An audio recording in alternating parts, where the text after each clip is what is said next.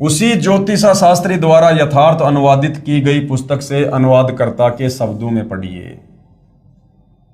Page number 32 और 33 पर, ठहरो, स्वर्ण युग अर्थात राम राज्य आ रहा है।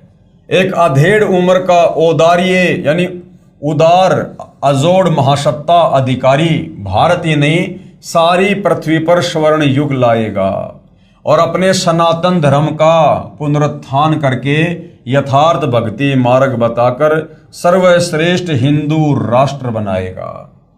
तत्पश्चात ब्रह्मदेश यानी जिसको बांग्लादेश कहते हैं, ब्रह्मदेश पाकिस्तान, बांग्ला, श्रीलंका, नेपाल, तिब्बत, अफगानिस्तान, मलाया आदि देशों में वही सार्वभौम धार्मिक नेता होगा। क्योंकि भाइयों और बहनों, ये जितने भी देश हैं ये सब आज से लगभग 600 साल पहले भारत देश के ही हिस्से थे, जो आगे चलकर टुकड़ों में बट गए। अब दोबारा सतगुरु रामपाल जी की अध्यक्षता में पूरा विश्व एक होगा और ये जितने भी टुकड़े जो भारत से अलग हुए थे, जो अलग अलग देश बन चुके हैं, ये पुनः भारत में शामिल होंगे। सत्ताधारी चांडाल चौकड़ियों पर उसकी सत्ता होगी। वह नेता यानी सायरन दुनिया को अधाप मालूम होना है, बस देखते रहो। फिर पेज नंबर 40 पर लिखा है, ठहरो, राम राज्य अर्थात स्वर्ण युग आ रहा है, यानी सतयुग जैसा समय आ रहा है। जून 1999 से 2006 तक चलने वाली उत्क्रांति में स्वर्ण युग का उत्थान होगा। हिंदुस्तान में उदयन होने वाला तारणहार सायरन दुनिया में सुख समृद्धि व शांति प्रदान करेगा। नास्त्रदामस जी ने निसंदेह कहा है कि प्रकट होने वाला सायरन यानी वो संत अभी ज्ञात नहीं है, लेकिन वह क्रिश्चियन अथवा मुसलमान हरगिज नहीं होगा, वो हिंदू ही होगा। और मैं नास्त्रदामस उसका अभी छाती ठोककर गर्व करता हूं, क्योंकि उस दिव्य स्वतंत्र सूर्य सायरन का उदय होते ही सारे पहले वाले विद्वान कहलाने वाले महान नेताओं को निष्प्रभ होकर उनके सामने नम्र बनना पड़ेगा। यानी वर्तमान में जितने भी आचार्य, शंकराचार्य, किसी भी धर्म के धर्मगुरु जो अपने आप को विद्वान साबित करके लोगों को भक्ति के नाम पर उलझा कर बैठे हैं, और जितने भी ये राजनीतिक नेता हैं जिनकी प्रभुता बनी हुई है, इन सब ने आने वाले कुछ ही समय में 2028 के बाद सतगुरु रामपाल जी के चरणों में नतमस्तक होना पड़ेगा, क्योंकि आने वाला समय युग परिवर्तन का है। और जब जब युग परिवर्तन होता है भयंकर जन धन की हानि होती है। अभी हम अप्रैल 2026 में जी रहे हैं, 2028 युग परिवर्तन का निर्धारित समय है। तो भाइयों और बहनों, 2028 और 2030 इस बीच में इन तमाम धार्मिक नेताओं को, राजनीतिक नेताओं को सतगुरु रामपाल जी के चरणों में नतमस्तक होना पड़ेगा, क्योंकि परिस्थितियां देश और दुनिया की इस कदर बिगड़ जाएंगी, ये लोग हाथ खड़े करने पर मजबूर हो जाएंगे। वह हिंदुस्तानी महान तत्वदृष्टा संत सभी को अभूतपूर्व राज्य प्रदान करेगा। यानी जिन जिन भक्तों की राज्य करने की इच्छा होगी, सतगुरु रामपाल जी आने वाले समय में अपने उन भक्तों को जो है राज्य प्रदान करेंगे। वह समान कायदा, समान नियम बनाएगा, यानी सबके लिए एक जैसा नियम होगा। एक नया संविधान बनेगा, भक्ति संविधान के अनुसार पूरा विश्व चलेगा। ये वर्तमान के जो संविधान हैं ये सब नष्ट कर दिए जाएंगे और पूरे विश्व में केवल सतगुरु रामपाल जी का ही संविधान चलेगा। और सतगुरु रामपाल जी का संविधान है भक्ति संविधान, यानी सब लोग भक्ति करेंगे और जो जो नियम मर्यादा सतगुरु रामपाल जी ने लागू कर रखी हैं, उन नियम मर्यादाओं में रहकर सब लोग नेक नीति ईमानदारी से देवताओं जैसा जीवन जिएंगे। स्त्री पुरुष में, अमीर गरीब में, जाति और धर्म में कोई भेदभाव नहीं रखेगा, किसी पर अन्याय नहीं होने देगा। उस तत्वदर्शी संत का सर्व जनता विशेष सम्मान करेगी। माता पिता तो आदरणीय होते ही हैं, परंतु आध्यात्मिकता व पवित्रता के आधार पर उस शायरन यानी तत्वदर्शी संत का माता पिता से भी अलग श्रद्धा अर्थात स्थान होगा। नास्त्रदामस स्वयं ज्यू वंश का था तथा फ्रांस देश का नागरिक था। उसने क्रिश्चियन धर्म स्वीकार कर रखा था, यानी जो नास्त्रदामस था वो ईसाई था, वो क्रिश्चियन था। फिर भी नास्त्रदामस ने निसंदेह कहा है कि प्रकट होने वाला सायरन यानी संत केवल हिंदू ही होगा। यानी नास्त्रदमस ने बिल्कुल निष्पक्ष होकर अपनी भविष्यवाणी पेश की है। आगे पेज नंबर 41 पर, सभी को समान कायदा नियम अनुशासन पालन करवाकर सत्य पथ पर लाएगा, यानी सच्ची भक्ति पर लाएगा। मैं नास्त्रदमस एक बात निर्विवाद सिद्ध करता हूं, वह सायरन अर्थात धार्मिक नेता अर्थात सतगुरु रामपाल जी नया ज्ञान आविष्कार करेगा। सतगुरु रामपाल जी ने सृष्टि रचना बताकर और सर्व धर्म शास्त्रों का निष्कर्ष निकालकर जो अमृत ज्ञान शतलोक जाने की कंप्लीट विधि, काल के 21 ब्रह्मांडों से बाहर निकलने का कोर्स आप और हमें दिया है, ये आज से पहले इस प्रकार से किसी ने नहीं दिया। तो एक नया ज्ञान, यानी इस काल के 21 ब्रह्मांड में जो आधा अधूरा भक्ति का ज्ञान है, उससे सर्वश्रेष्ठ एक नया ज्ञान सतगुरु रामपाल जी ने हमें दिया है। वह सत्य मार्गदर्शन करवाने वाला तारणहार एशिया खंड में जिस देश के नाम महासागर हिंद महासागर है, उसी नाम वाले हिंदुस्तान देश में जन्म लेगा। अब ये भविष्य वक्ता होते हैं भाई और बहनों, इन्हें नहीं पता होता है कि परमात्मा जी जब संत रूप में धरती पर आते हैं तो वो जन्म लेते हैं या फिर वो प्रकट होते हैं। तो उन्होंने अपनी साधारण भाषा में यहाँ पर जन्म लेना लिखा है।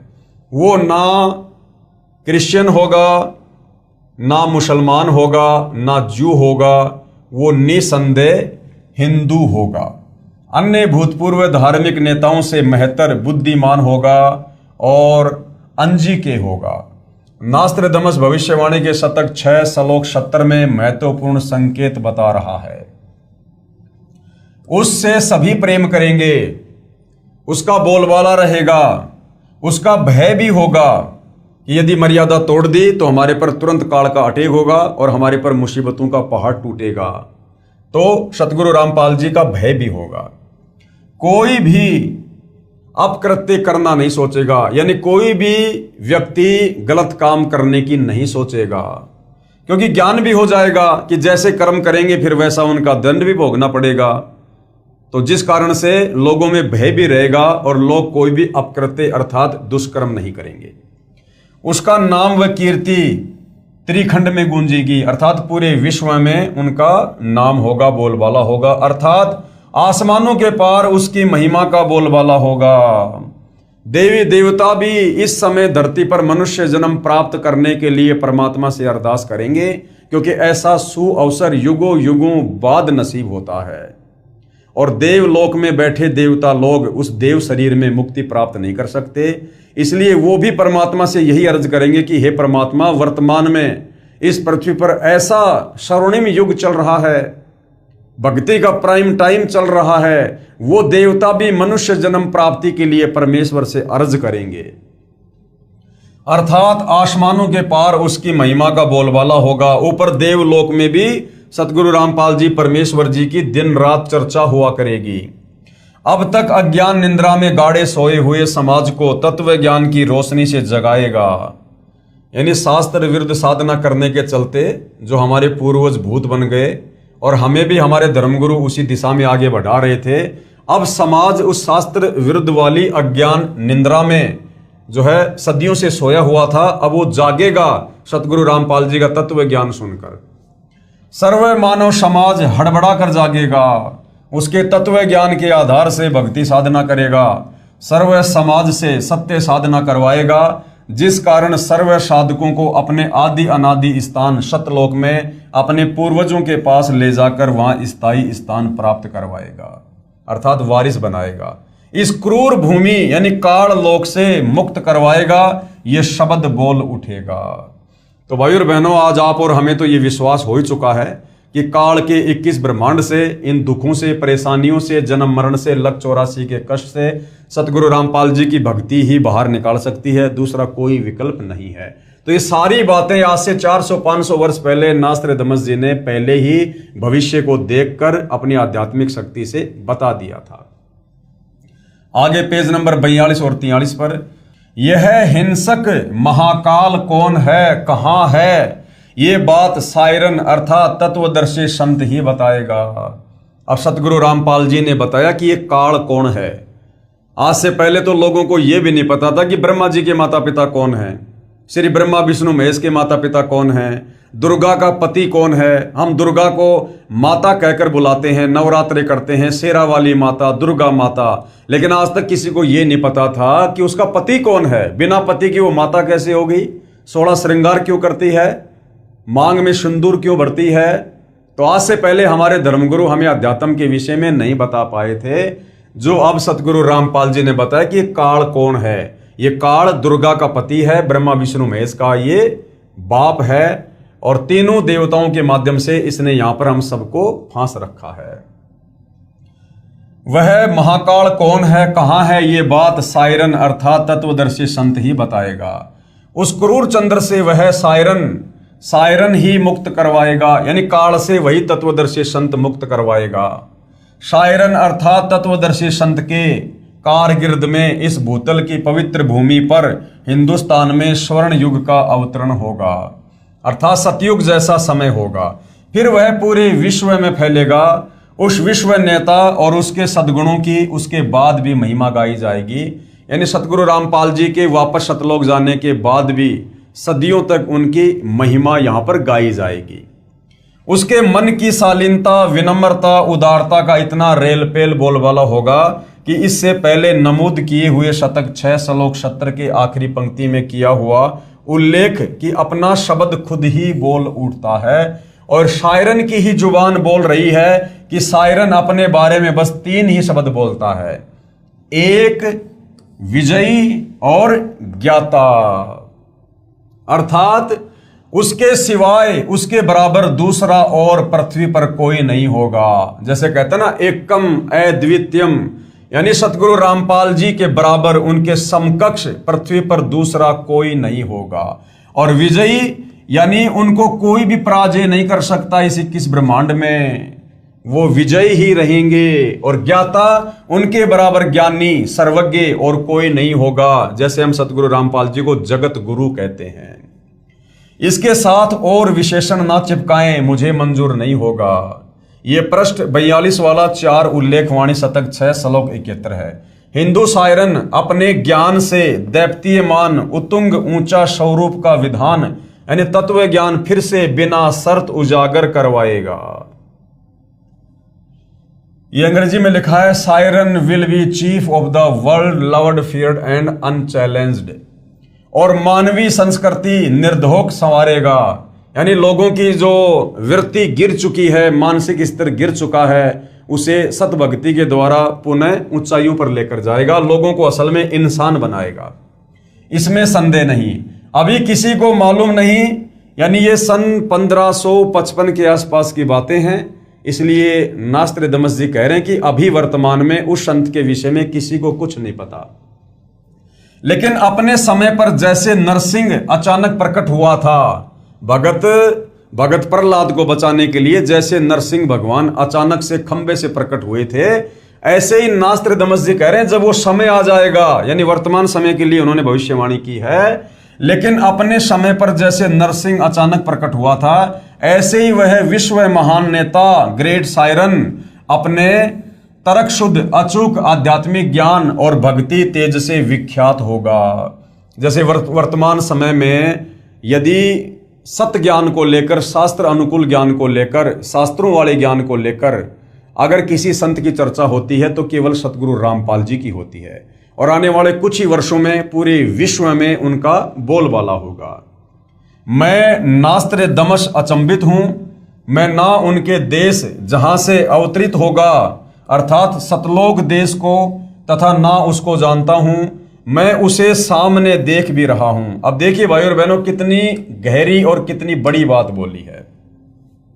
जो भाई बहन नादानी में ये कह देते हैं कि हमारे गुरुजी तो कबीर जी के द्वारा भेजे गए संत हैं, हमारे गुरुदेव तो कबीर जी के अवतार हैं, उनको तो कबीर जी ने सतलोक से भेजा है, जबकि नास्त्रदमस जी क्या कह रहे हैं? नास्त्रदमस जी कह रहे हैं, मैं ना उसके देश को जानता हूं। कौन सा देश? जहां से अवतरित होगा, जहां से वो नीचे उतर के आएगा, अर्थात सतलोक देश, यानी सतलोक से चलकर सतगुरु रामपाल जी स्वयं ही आए हैं। ये कोई कबीर जी का अवतार नहीं है, ये स्वयं कबीर जी ही हैं। ना मैं उसके देश जहां से अवतरित होगा, अर्थात सतलोक देश को तथा ना उसको जानता हूं। मैं उसे सामने देख भी रहा हूं, क्योंकि अपनी आध्यात्मिक शक्ति से वो भविष्य को देख रहे थे, जिस आधार से वो बोल रहे थे। उसकी महिमा का शब्द बद में कोई मिसाल नहीं कर सकता। बस उसे ग्रेट सायरन, महान धार्मिक नेता कहता हूं। अपने धर्म बंधुओं की सदकालीन समस्या से, दयनीय अवस्था से बेचैन होता हुआ, स्वतंत्र ज्ञान सूर्य का उदय करता हुआ, अपने भक्ति तेज से जग का तारणहार, 5वें शतक 20वीं सदी के अंतिम वर्ष में ईस्वी सन 1999 अधेड़ उम्र का विश्व का महान नेता, जैसे तेजस्वी सिंह मानव ग्रेट सायरन उद्विग्न अवस्था से चौखट लांघता हुआ मेरे नास्त्रदमस के मन का भेद ले रहा है, और मैं उसका स्वागत करता हुआ आश्चर्यचकित हो रहा हूं, उदास भी हो रहा हूं, क्योंकि उसका दुनिया को ज्ञान ना होने से मेरा सायरन यानी वह तत्वदर्शी संत उपेक्षा का पात्र बन रहा है। नास्त्रदमस जी सन 1555 में, सन 2006 और सन 2014 वाला जो दृश्य है वो ज्यों का त्यों देख रहे थे। क्योंकि भाई और बहनों, जिनके पास में पूर्व जन्म की आध्यात्मिक शक्ति होती है, जिनकी भक्ति वाली बैटरी चार्ज होती है, उनको परमेश्वर इस प्रकार के दृश्य दिखवा देते हैं। और सतगुरु रामपाल जी ने नास्त्रदमस को इस प्रकार की पावर देकर अपने वर्तमान समय की झलक इसलिए दिखा रहे थे ताकि इन भविष्यवाणियों को पढ़कर सुनकर हमें दृढ़ विश्वास हो सके। तो नास्त्रदमस जी वर्तमान समय को देख रहे थे कि भाई 2006 में एक कांड होगा, फिर 2014 में कांड होगा, और जो धार्मिक नेता है, जो संत है, वो दुनिया में उपेक्षा का पात्र बनेगा। अर्थात दुनिया उनकी निंदा करेगी, अनजाने में, नादानी में, उनको ना जानकर, उनके ज्ञान को ना सुनकर। मेरा सायरन अर्थात तत्वदर्शी संत उपेक्षा का पात्र बन रहा है। मेरी यानी नास्त्रदमस की चित्त भेदक भविष्यवाणी की और उस वैश्विक सिंह मानव की उपेक्षा ना करें। नास्त्रदमस जी कह रहे हैं उस महान तत्वदर्शी संत की कोई उपेक्षा ना करे, उसके विषय में कोई अपशब्द ना कहे, निंदा ना करे।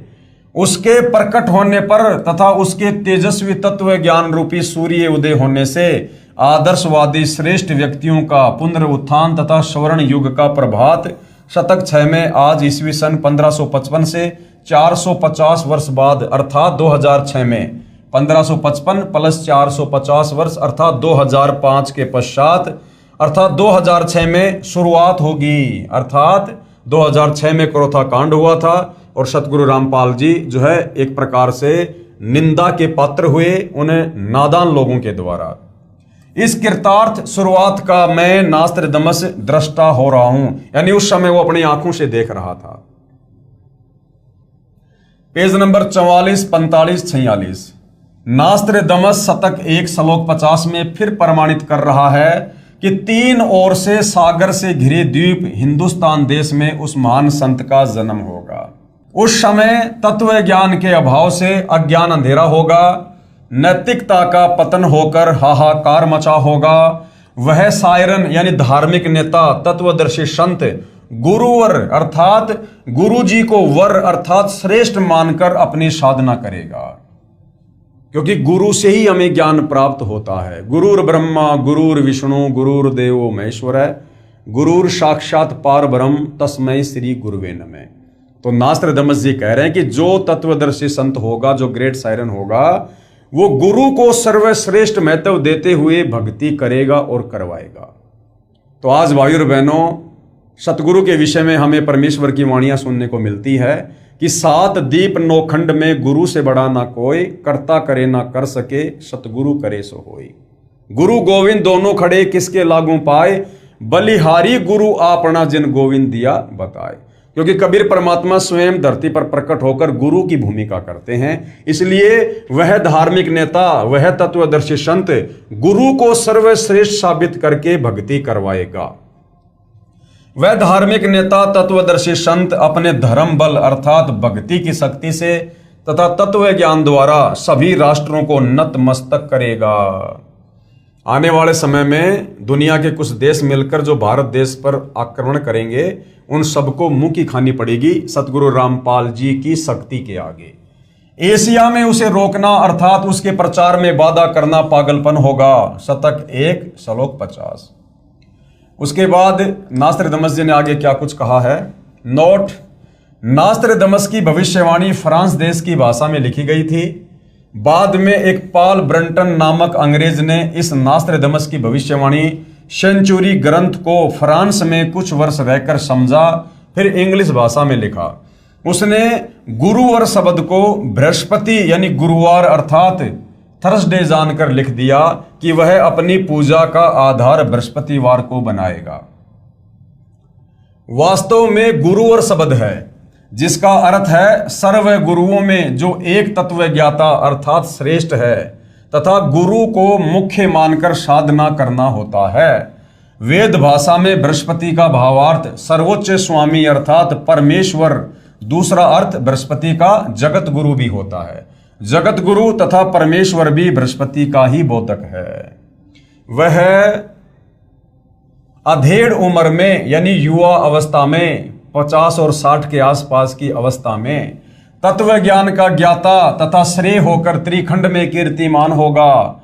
मुझ नास्त्रदमस को उसका नया उपाय यानी साधना मंत्र ऐसा जालिम मालूम होता है जैसे सर्प को वश करने वाला गार्डू मंत्र से महाविशैले सर्प को वश कर लेता है।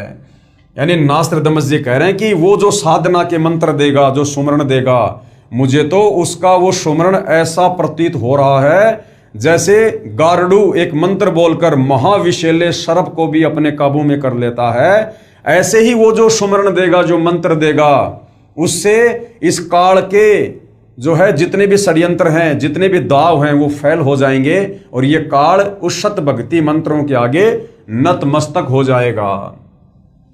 वह नया उपाय, नया कायदा बनाने वाला यानी एक नया संविधान बनाएगा। तत्ववेता दुनिया के सामने उजागर होगा। उसी को मैं नास्त्रदमस अचंभित होकर ग्रेट सायरन बता रहा हूं, यानी महान धार्मिक नेता। उसके ज्ञान के दिव्य तेज के प्रभाव से उस दीपकल्प भारतवर्ष में आक्रामक तूफान खलबली मचेगी अर्थात अज्ञानी संतों द्वारा विद्रोह किया जाएगा। अब भाइयों और बहनों, सतगुरु रामपाल जी अभी 10 अप्रैल 2026 को 11 साल बाद जो हिसार जेल से बाहर आए हैं, तो सतगुरु रामपाल जी ने आते ही कहा है कि बच्चों अभी तीसरा झटका आना और बाकी है और वो तीसरा झटका ये काल सहन नहीं कर पाएगा। तो ये जितने भी धार्मिक जो गुरु हैं, धर्मगुरु हैं, चाहे वो किसी भी धर्म के हों, ये फिर से भाई और बहनों सतगुरु रामपाल जी के अमर तत्व ज्ञान को जो है मिटाने की एक चेष्टा करेंगे, नाकाम कोशिश करेंगे और उस समय हाहाकार मचेगा, एक क्रांति होगी अर्थात युग परिवर्तन का दौर होगा और उन लोगों की कोशिशें धरी की धरी रह जाएंगी और अंत में उन लोगों को अपनी जान बचाने के लिए सतगुरु रामपाल जी की शरण में आना पड़ेगा। अर्थात अज्ञानी संतों द्वारा विद्रोह किया जाएगा। 2006 में भी अज्ञानी संतों द्वारा ही विद्रोह किया गया था अर्थात करोथा कांड हुआ। 2014 में भी अज्ञानी संतों द्वारा ही विद्रोह किया गया था अर्थात 2014 का बरवाला कांड हुआ। उसको शांत करने का उपाय भी उसी को मालूम होगा। जैसे जालिम सर्पनी को वश किया जाता है, वह सिंह के समान शक्तिशाली व तेज पुंज व्यक्तित्व का होगा। कौन? तत्वदर्शी संत, तेज पुंज व्यक्तित्व का। आप और हम नित्य नियम में पढ़ते हैं, धन सतगुरु उपदेश देवा 84 ब्रह्मेट ही और तेज पुंज अन्य दे धरकर इस विध हमको भेंट ही। तो नास्त्रदमस जी सतगुरु रामपाल जी के विषय में कह रहे हैं कि वो तेज पुंज व्यक्तित्व का धनी होगा। उसका शरीर हाड़ मांस से बना नहीं होगा, वो तेज पुंज व्यक्तित्व का धनी होगा अर्थात स्वयं वो परमात्मा ही होगा। यह मैं नास्त्रदमस स्पष्ट शब्दों में बता रहा हूं कि वह कुंडलिनी शक्ति धारण किए हुए हैं। अब परमेश्वर को कुंडलिनी शक्ति धारण करने की जरूरत नहीं है, ये तो सर्व सिद्धियों से परिपूर्ण है, सर्वशक्तिमान परमात्मा है। आदरणीय गरीबदास जी कहते हैं, गरीब सब पदवी के मूल हैं, सकल सिद्धि हैं तीर और दास गरीब सतपुरुष भजो अविगत कला कबीर। इस कबीर परमेश्वर सतगुरु रामपाल जी की सत भक्ति से जो मर्यादा में रहकर करता है, उस भगत में ही 24 सिद्धियां आ जाती हैं। तो सतगुरु रामपाल जी तो सिद्धियों के स्वामी हैं। आगे स्पष्ट शब्द ये है कि जिस समय वह सायरन अर्थात वह तत्वदर्शी संत जिस महासागर में दीप कल्प है, उसी देश के नाम पर महासागर भी है। जैसे हिंद महासागर है तो हिंद महासागर के नाम पर हमारे देश का नाम है हिंदुस्तान।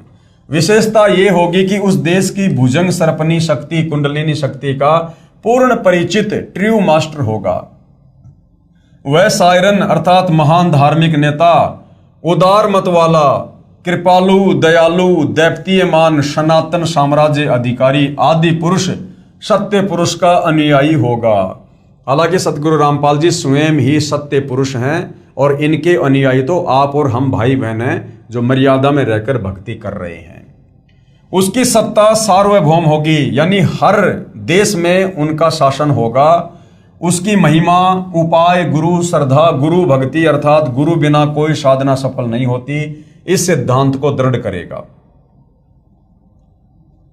तत्व ज्ञान का सत्संग करके प्रथम अज्ञान निद्रा में सोए अपने धर्म बंधुओं यानी हिंदुओं को जागृत करके अंधविश्वास के आधार पर साधना कर रहे श्रद्धालुओं को शास्त्र विधि रहित साधना का बुर्का फाड़कर गूढ़ गहरे ज्ञान अर्थात तत्व ज्ञान का प्रकाश करेगा। यानी सबसे पहले वो हिंदुस्तान में रहने वाले हिंदुओं को इस तत्व ज्ञान से परिचित करवाएगा, क्योंकि भाई और बहनों इस तत्व ज्ञान का आधार है चारों वेद और गीता।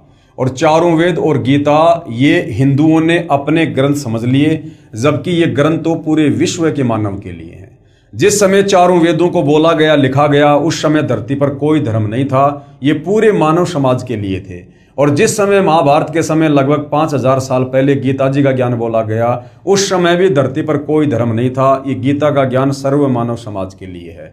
परंतु आगे चलकर काल प्रेरणा से इन ग्रंथों को भी लोगों ने अपने अपने हिसाब से बांट लिया और ये चारों वेद और गीता हिंदुओं के अपने हाथ में आ गए कि भाई चारों वेद और गीता हिंदुओं की हैं। तो सर्वप्रथम भारत देश में हिंदुस्तान में हिंदुओं की संख्या ज्यादा होने के कारण वह तत्वदर्शी संत हिंदुओं को ही आध्यात्मिक ज्ञान से रूबरू करेगा अर्थात उनको जगाएगा। अपने सनातन धर्म का पालन करवाकर समृद्ध शांति का अधिकारी बनाएगा। तत्पश्चात उसका तत्व ज्ञान संपूर्ण विश्व में फैलेगा। एक होता है भाई और बहनों सनातन, एक होता है आदि सनातन। सतगुरु रामपाल जी का जो धर्म है, जो मार्ग है, वो आदि सनातन है। सनातन का मतलब होता है चारों वेदों के अनुसार जो भक्ति साधना होती है उसे सनातन धर्म कहते हैं।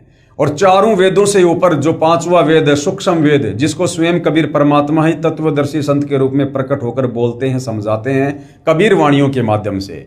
तो कबीर परमेश्वर जी का जो मानव धर्म है वो आदि सनातन धर्म है। तो आने वाले समय में विश्व में आदि सनातन धर्म ही रहेगा, बाकी सारे धर्म सतगुरु रामपाल जी के आदि सनातन में मिल जाएंगे।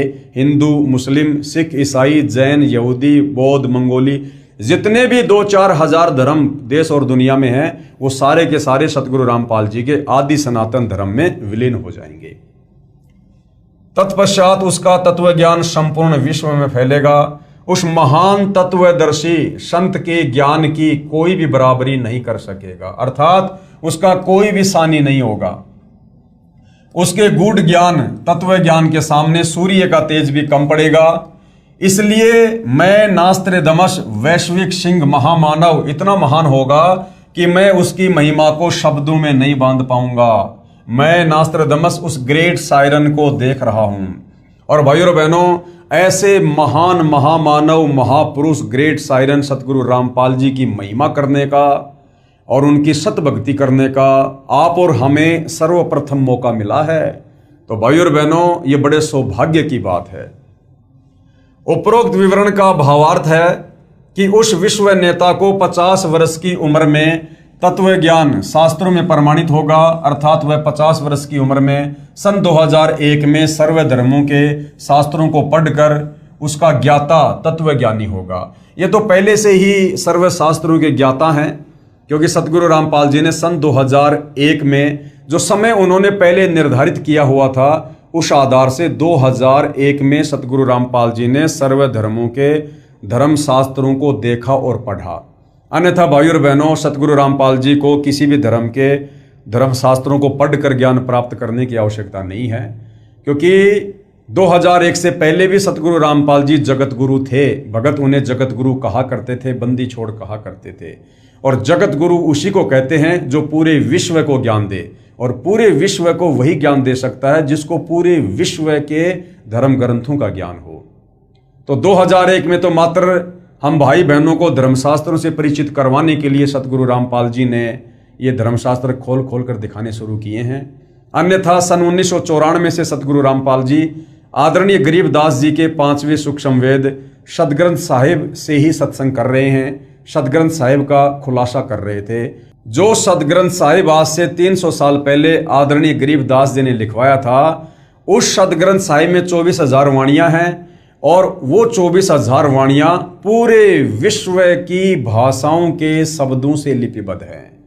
अब भाइयों और बहनों, सन 1994 से सतगुरु रामपाल जी पूरे विश्व की भाषाओं से परिपूर्ण सदग्रंथ साहिब का खुलासा कर रहे हैं। तो सोचिए, क्या सतगुरु रामपाल जी 2001 में शास्त्रों को देखकर उनका अध्ययन करके हमें समझाएंगे?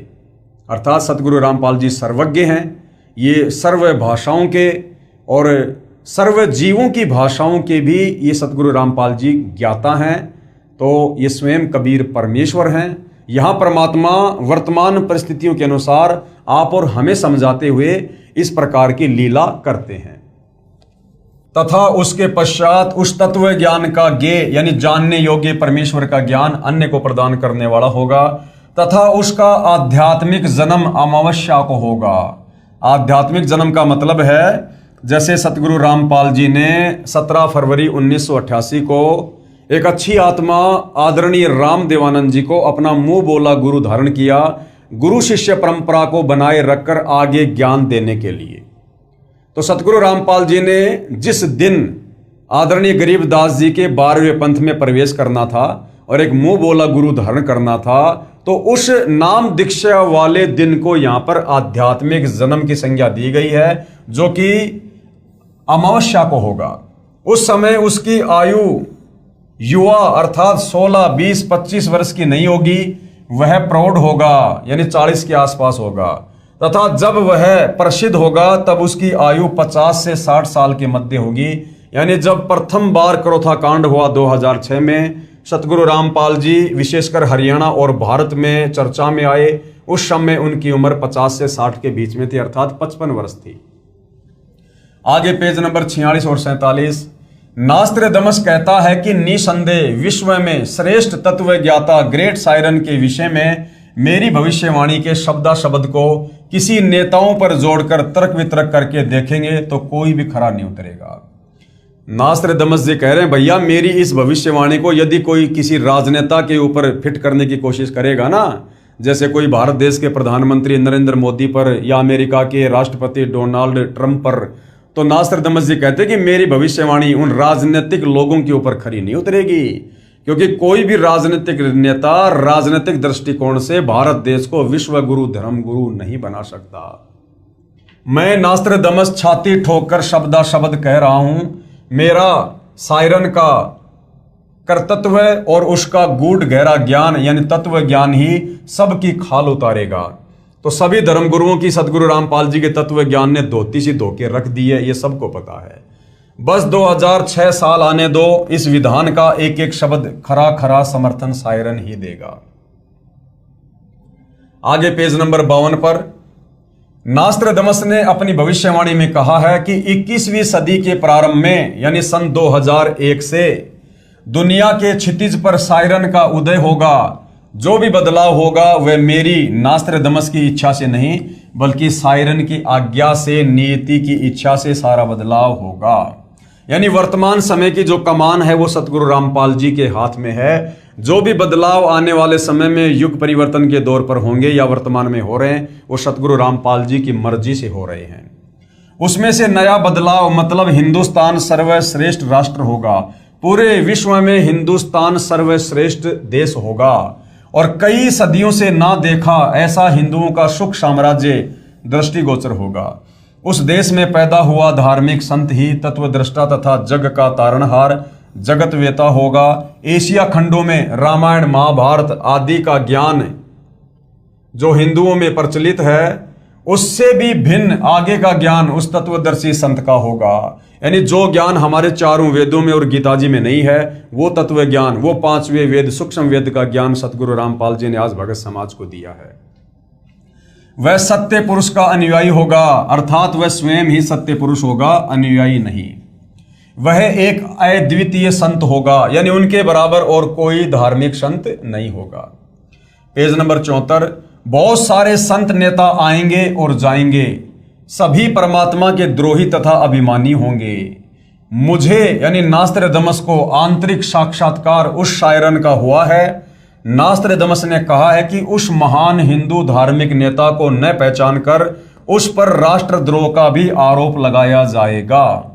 अब भाई और बहनों, यहां पर थोड़ा सा विरोधाभास है, क्योंकि सतगुरु रामपाल जी ने सन 2014 तक, जब तक बरवाला कांड नहीं हुआ था और वे हिसार जेल में नहीं गए थे, उस समय तक सतगुरु रामपाल जी ने जो ज्ञान गंगा पुस्तक भगत समाज को दी थी, उस ज्ञान गंगा पुस्तक में ये इस प्रकार की बातें नहीं लिखी हुई है कि उन पर राष्ट्रद्रोह का अर्थात देशद्रोह का मुकदमा लगेगा।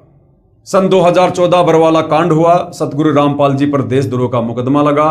उसके बाद सतगुरु रामपाल जी के भक्तों ने इस पुस्तक में इस प्रकार का ये जो संस्करण है वो जोड़ा है कि सतगुरु रामपाल जी पर देशद्रोह का मुकदमा लगेगा, जबकि नास्त्रदमस की मूल भविष्यवाणी में इस प्रकार का जिक्र कहीं नजर नहीं आता है। मुझे यानी नास्त्रदमस को दुख है कि वह महान धार्मिक नेता सायरन उपेक्षा का पात्र बनाया जाएगा, परंतु हिंदुस्तान का हिंदू संत आगामी अंधकारी भक्ति ज्ञान के अभाव से अंधे प्रलयकारी स्वार्थवश भाई भाई को मार रहा है, बेटा बाप से विमुख है, हिंदू हिंदू का शत्रु है, मुसलमान मुसलमान का दुश्मन बना है, धुंधुकारी यानी माया की दौड़ में बेसब्रे समाज यानी जगत को नया प्रकाश देने वाला सर्वश्रेष्ठ जगत जेता धार्मिक विश्व नेता की अपनी उदासी के सिवा और कोई अभिलाषा नहीं होगी। यानी वर्तमान में जो माया की हवस लोगों में जाग उठी है, पैसों के अलावा स्वार्थ के अलावा दुनिया को कुछ भी दिखाई नहीं दे रहा, जिस कारण से ना आपस में भाई भाई का प्यार रहा, ना बाप बेटे में कोई मर्यादा रही, ना भाई बहन का कोई प्यार रहा, तो कहते हैं कि वो शायरन, वो तत्वदर्शी संत अपने ज्ञान के प्रभाव से लोगों को अपनी शरण में लेकर इस माया की दौड़ में दौड़ रहे व्यक्तियों को शांति प्रदान करेगा, अर्थात उनको समझ आएगा कि भैया ये काल का 21 ब्रह्मांड है, ये खोकापुर है और यहाँ पर तुम्हारे को धोखा देने के लिए झूठा सुख काल ने दिया हुआ है। ये काल ने 21 ब्रह्मांड तप करके प्रदान किए हैं, तुम यहाँ से सुई की नोक भी सतलोक लेकर नहीं जा सकते, ना मरने के बाद में तुम नरक में लेके जा सकते, ना लक 84 योनि में लेके जा सकते। तो फिर किस लिए दौड़ रहे हो, किस लिए भाग रहे हो? जो काम करना चाहिए था परमात्मा की प्राप्ति के लिए सतभक्ति वाला, वो काम तुम शुरू भी नहीं कर रहे। तो इस प्रकार से तत्व ज्ञान देकर और फिर सतभक्ति मंत्र देकर जो है लोगों को वो शांत करेगा, लोगों के मन की अभिलाषाओं को शांत करेगा, अर्थात मानव उद्धार के लिए चिंता के अतिरिक्त कुछ भी स्वार्थ नहीं होगा। तो भाई और बहनों, वर्तमान में हम देख रहे हैं कि परमार्थ के लिए, परमार्थ क्या है? आप और हम आत्माओं को सतलोक भेजना, हमारी मुक्ति, ये सबसे बड़ा परमार्थ है। तो वर्तमान में परमार्थ के लिए निस्वार्थ भाव से यदि इस धरती पर कोई धार्मिक नेता यदि इतना संघर्ष कर रहा है तो केवल सतगुरु रामपाल जी हैं, अर्थात मानव उद्धार के लिए चिंता के अतिरिक्त यानी लोगों के मोक्ष की चिंता के अलावा उनका कुछ भी स्वार्थ नहीं होगा, ना कोई अभिमान होगा। ये मेरी भविष्यवाणी की गौरव की बात होगी कि वास्तव में वह तत्वदर्शी संत संसार में अवश्य प्रसिद्ध होगा, उसके द्वारा बताया गया ज्ञान सदियों तक छाया रहेगा। वह संत आधुनिक वैज्ञानिकों की आंखें चक्काचौंध करेगा। यानी आने वाले समय में ऐसे ऐसे प्राकृतिक परिवर्तन होंगे जो सतगुरु रामपाल जी के आशीर्वाद से होंगे। ये विज्ञान भी दांतों तले उंगली दबाएगी, ऐसे आध्यात्मिक चमत्कार करेगा कि वैज्ञानिक भी आश्चर्य में पड़ जाएंगे। जैसे ऐसे ऐसे लोग सतगुरु रामपाल जी की शरण में आकर पुनर्जीवन प्राप्त करके भक्ति कर रहे हैं, जिनको डॉक्टरों ने, बड़े बड़े हॉस्पिटल ने मना कर दिया था कि भैया अब आगे आपका जीवन शेष नहीं है, धरती पर कोई भी शक्ति आपको नहीं बचा सकती। और वही लोग सतगुरु रामपाल जी की शरण में आकर उसके बाद फुदकते फुदकते अपना सर्व कार्य कर रहे हैं। और जब वापस जाकर डॉक्टरों को रिपोर्ट दिखाते हैं तो डॉक्टर भी आश्चर्यचकित हो जाते हैं कि भाई आपके ऊपर तो किसी परम शक्ति का हाथ है, अन्यथा आपका जीवित रहना तो नामुमकिन था। उसका सर्व ज्ञान शास्त्र प्रमाणित होगा। मैं नास्त्रदमस कहता हूं कि बुद्धिवादी व्यक्ति उसकी उपेक्षा ना करे, अर्थात भैया उनको कोई छोटा समझने का प्रयास ना करे, उनकी निंदा ना करे, उनको हल्के में ना ले, उसे छोटा ज्ञान दीप ना समझे, कोई छोटा मोटा संत महात्मा ना समझे सतगुरु रामपाल जी को। और क्या कह रहे हैं आगे नास्त्रदमस जी, बहुत ही महत्वपूर्ण बात है। उस तत्ववेता यानी उस तत्व ज्ञानी महामानव सायरन को सिंहास नस्त करके यानी सिंहासन पर बैठा के, विराजमान करके यानी आसन पर बैठाकर उसको आराध्य देव मानकर, आराध्य देव यानी अपना इष्ट देव, अपना परमेश्वर, अपना भगवान मानकर, कबीर देव मानकर पूजा करें।